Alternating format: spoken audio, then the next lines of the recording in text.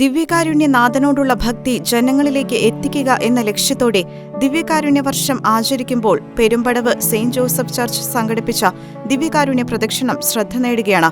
30 kilometre ചുറ്റളവിൽ വിശാലമായി കിടക്കുന്ന പെരുമ്പടവ് ദേശത്തിന്റെ എല്ലാ പ്രധാന വീഥികളിലൂടെയും ദിവ്യകാരുണ്യനാഥൻ എഴുന്നള്ളിയെത്തുന്ന അത്യപൂർവ അനുഭവത്തിനായിരുന്നു നാടും നഗരവും സാക്ഷ്യം വഹിച്ചത്.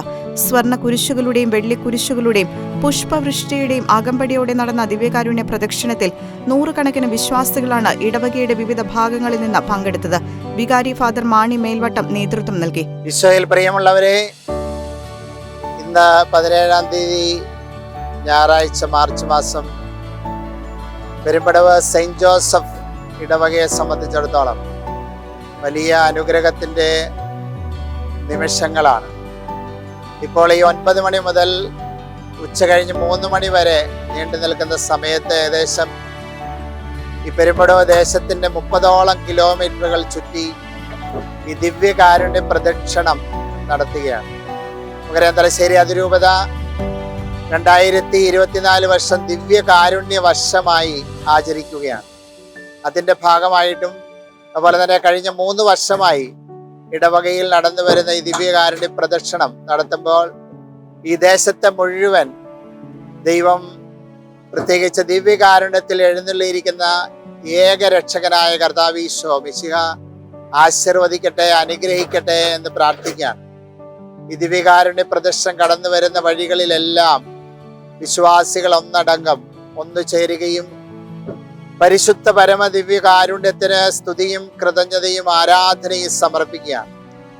ലോകത്തിൽ ദിവ്യകാരുണ്യത്തോടുള്ള ഭക്തിയും ആരാധനയും കൂടിക്കൂടി വരുമ്പോൾ നമുക്കറിയാം, ദിവ്യകാരുണ്യത്തെ അവഹേളിക്കുന്ന, അവമാനിക്കുന്ന, ക്രിസ്തുവിനെ അവമാനിക്കുന്ന ഒത്തിരിയേറെ കാര്യങ്ങൾ ഈ ലോകത്ത് നടന്നുകൊണ്ടിരിക്കുകയാണ്.